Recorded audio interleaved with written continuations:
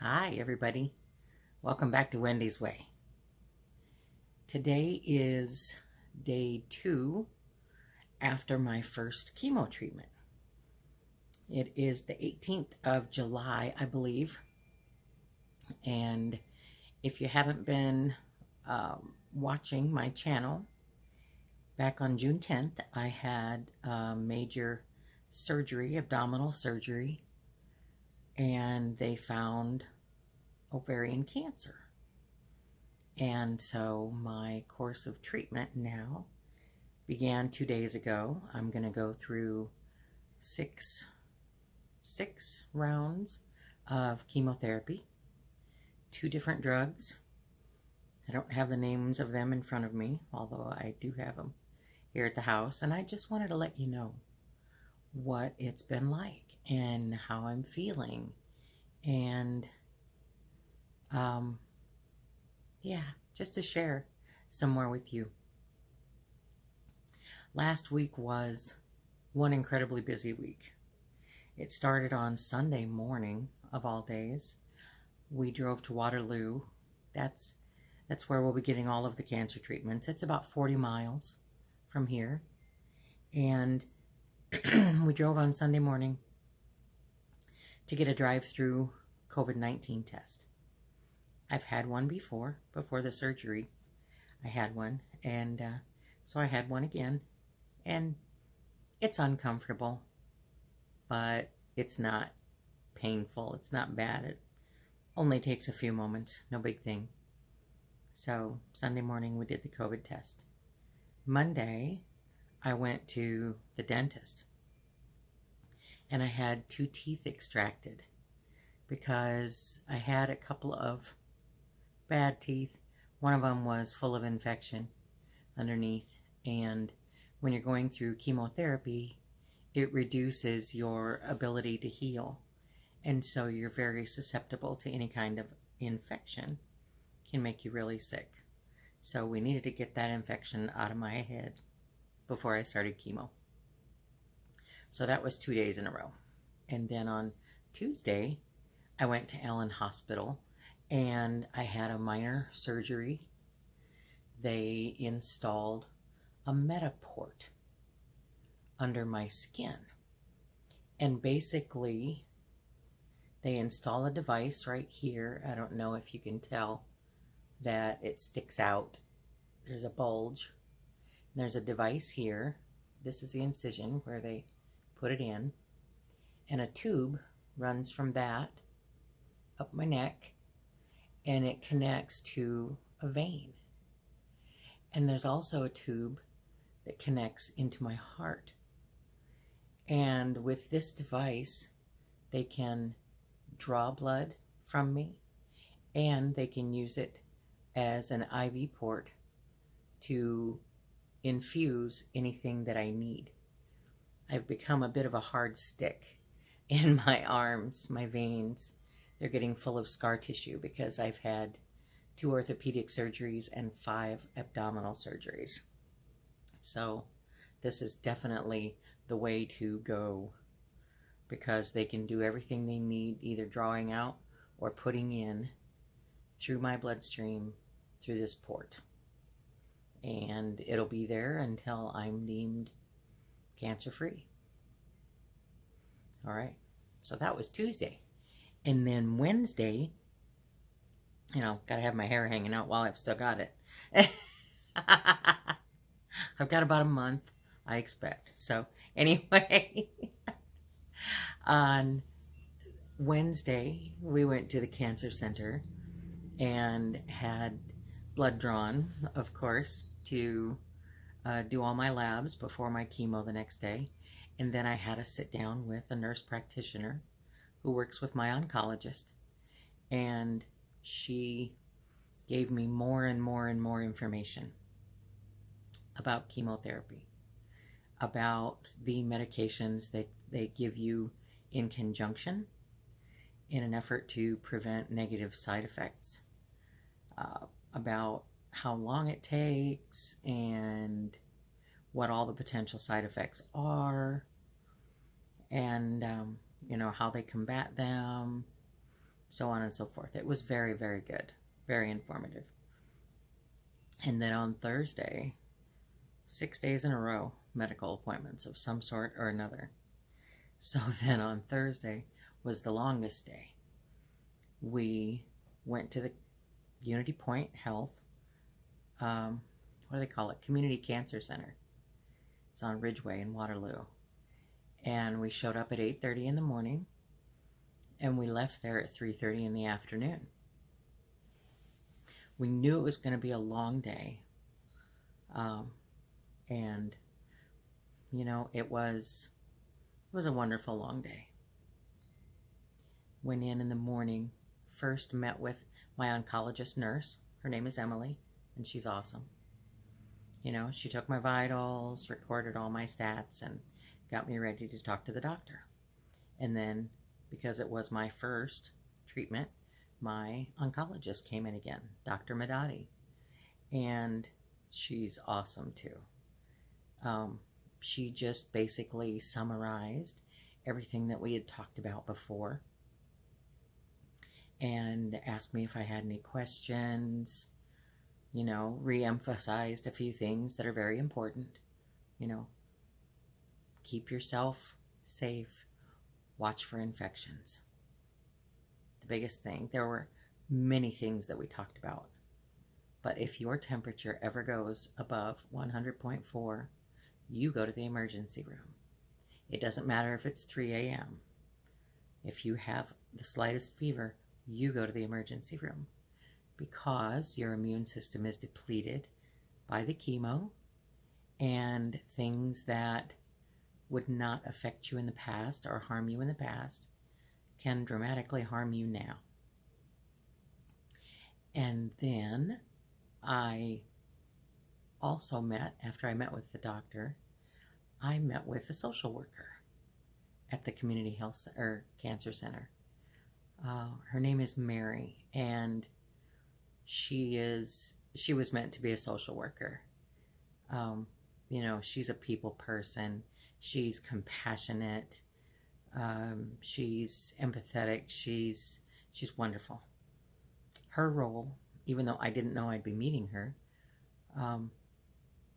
because the cancer center treats the whole person, they want to make sure they're helping you in every way they can while you go through the treatment. They're not just treating your body. And so we talked about everything non-medical that's involved in chemotherapy, and if she could help me with any of these things. And we talked about financial, spiritual, emotional, physical, you know, at home. You know, do you have enough food? Do you have enough gas money? Do you have someone to physically care for you? You know, just so many different things that she brought up, and what a wealth of information and a wonderful person. When she found out that my son was staying at the cancer center all day with me rather than dropping me off, she wanted to know how she could help him. You know, can we suggest a place where he'd be more comfortable studying, because he's going to school, summer school, online, you know, rather than our break room, or I mean our waiting room. And she did say there's a half-mile walking trail close to the treatment center. I said, that's perfect. My son loves to walk, you know, he just needs to get out and get the exercise and get the blood pumping. And without a real easy way to get there, she took him downstairs, out through the employee entrance, walked him to the trail, walked him back, and made sure that he had the phone number for the front desk, so that when he came back from a walk, he could get somebody to come down and open up the employee entrance for him to come back in. I mean, wow, really? You know, they're not just taking care of me. They're trying to take care of him. They're really trying to take care of every part of my life going through this. So, when I got to the chair, after meeting with the social worker and all that, I got to the chair and they gave me two IV bags of like pre-chemo medicines. They gave me an antacid. They gave, oh, I have a blue finger. I changed ink in my printer yesterday and it stayed. Ooh, color coordinated even. Anyway, they gave me an antacid and Benadryl and a steroid and an anti-nausea medication that were all mixed up in an IV bag cocktail. So that was the first one. They used my port for the first time and it was pretty much painless. You know, she gave me a freeze spray on top of it before she stuck the IV in. And so they gave me that one. And then my blood test had proved that I'm still anemic. So they gave me a second iron infusion like I had received last week. And then they gave me another bag of Benadryl, steroid, anti-nausea, and antacid. And then came the chemo. And the first one takes about 3 hours to infuse into your system. And you are in an incredibly comfortable recliner. It has heat. It has massage. You have cable television, screen pulls right down in front of your face. You have headsets. They'll offer you snacks and drinks if you need them. I took a lunchbox because, you know, they suggested that if I wouldn't be satisfied with soda pop and goldfish, maybe I should bring something, you know. So I made myself a simple sandwich and some yogurt and my Powerade because I've been so dehydrated. And because of the Benadryl, I slept probably the majority of the time, at least of the 3 hours that I was receiving the first chemo medication. And when that was done, then they gave me the other chemo medication. And that one took about 45 minutes, somewhere in there, 30 to 45 minutes. And it seems like they did give me another bag after that. And maybe it was another one of those anti-nausea or something. I don't remember specifically. But then I was good to go. Sitting in that chair, listening to all of the nurses interact with the patients. They're so compassionate, and you know, you don't necessarily have the same nurse every time it's time to change a bag because, you know, they all change out at different times and there are different nurses there. Somebody has their hands full. Everyone works with everyone. You know, you don't have a specifically assigned nurse for your day. They couldn't do it that way. But, you know, they address you by your first name. They don't call you Mrs. Brooks. You know, it's like, Wendy, how you feeling? And it was wonderful listening to them talk to the patients that you know have been coming to the cancer center for a while. They know when they're going to see them next, or if they're not going to see them. And it was just, you know, as chemo treatments go, it was probably the best experience I could have had. If anyone in this area, you know, needs chemotherapy, cancer treatment of any sort, the Unity Point Health Community Cancer Center is wonderful. I would refer them over and over to anyone. And part of the education that we got on Wednesday was that, and we've been told this before by the doctor, when it comes to side effects, they are not immediate and not necessarily continuous. So after your first treatment, it may be a few days before you start feeling anything. If you feel anything.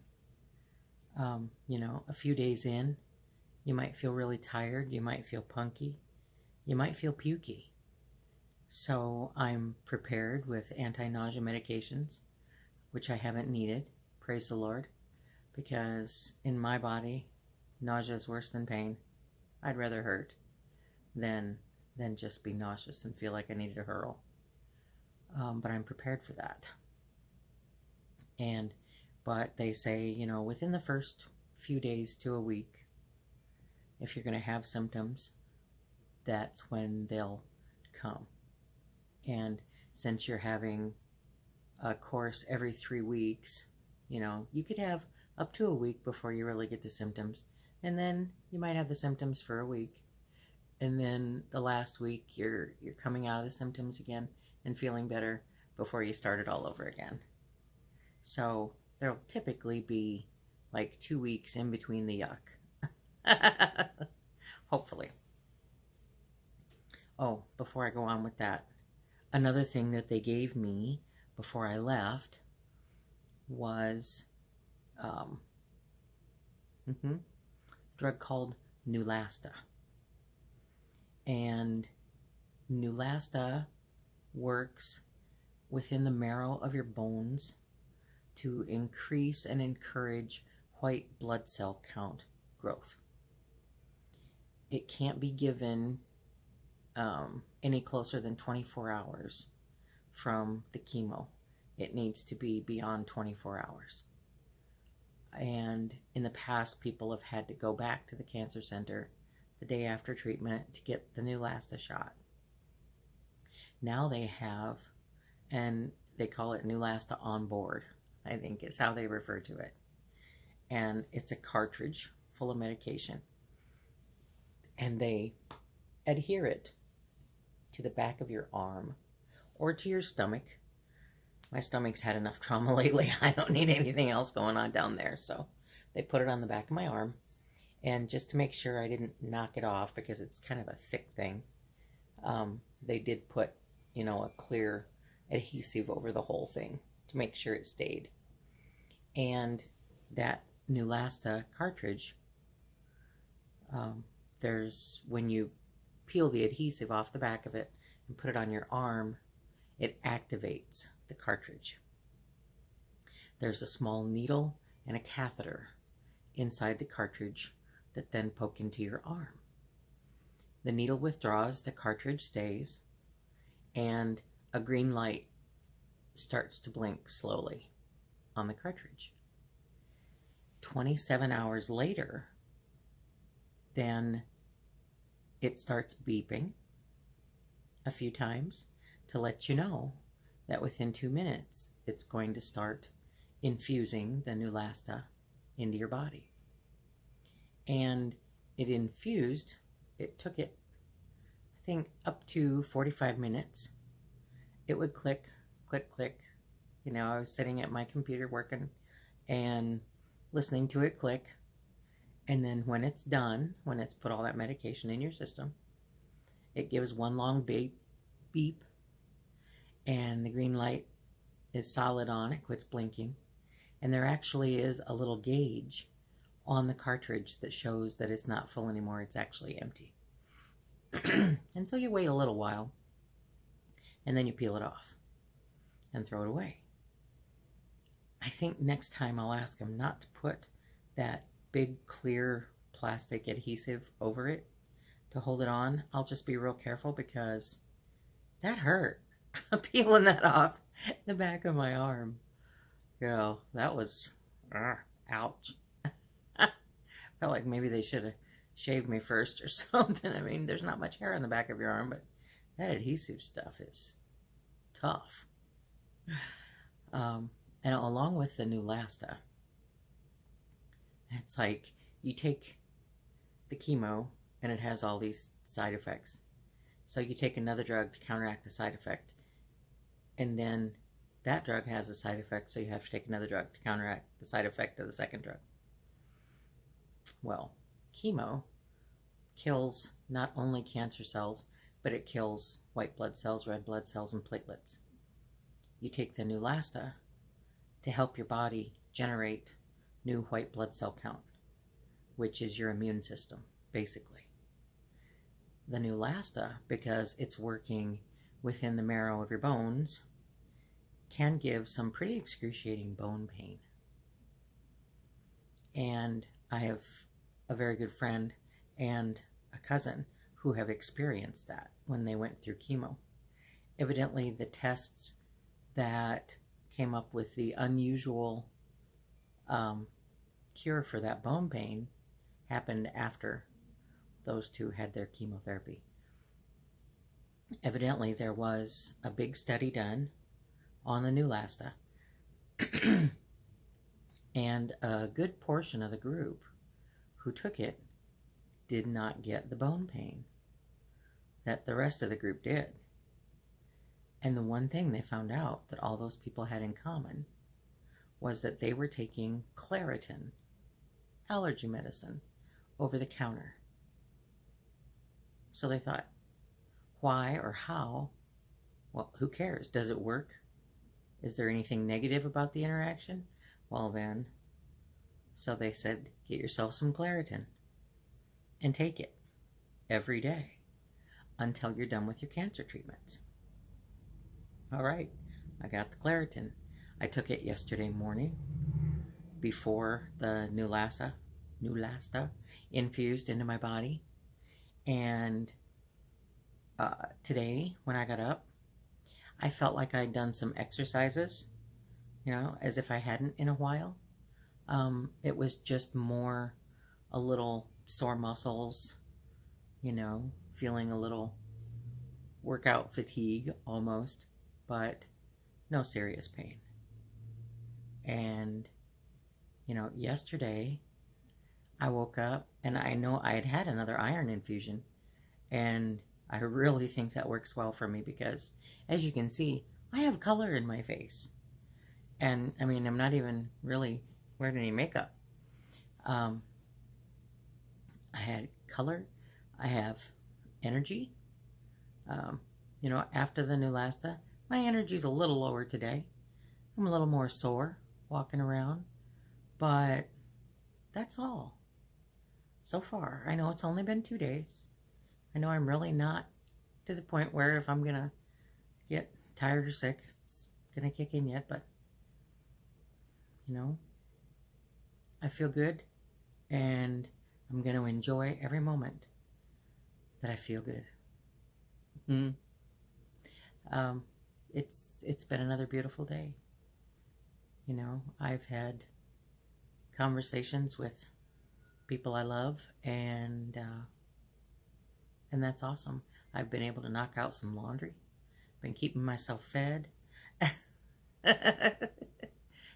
Lou had some things he needed to take care of today, and it's wonderful that we're at a point where he can go and do what he needs to go and do, because I can take care of myself right now for the most part.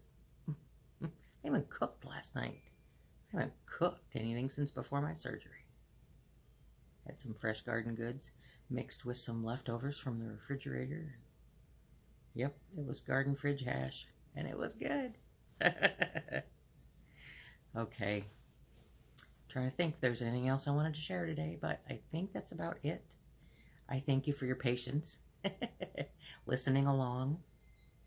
I'm going to try and keep you posted, hopefully at least once a week, on what's happening during my treatment. I did talk to my sister today, and I'm very excited that she's going to be coming to visit in about a month.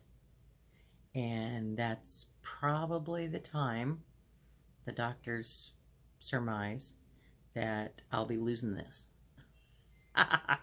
And so my sister's coming down, and she and I and both my brothers and my parents are going to go to a local beauty shop that a friend of mine owns, and we're going to have a head shaving party because, we're the Smiths and that's how we roll. Well, I'm a Brooks and Deb's a Cole, but everybody else are still Smiths. And my sister decided that, when my hair falls out, she's going to shave her head too. And then my brothers decided, well, it's It's not much of a stretch. They're both going bald and they keep it real short anyway. So they're going to shave their heads same time. And Dad, the same. You know, he keeps his good and short. And he's going bald. So we're going to shave him up. Mom, now, you know, Mom's considering it. And I have a feeling she will be our photographer that day. And that'll be a great thing too. And praise the Lord, Mom was able to have hip replacement surgery yesterday on the 17th. It had been postponed from March 20th to July 17th because of the COVID virus.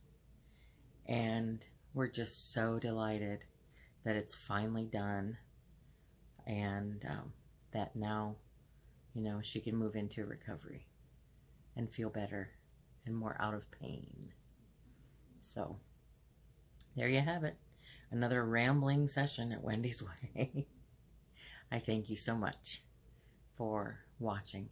And if you do find any value in my videos, please, you know, give them a thumbs up and share them on social media if you see fit.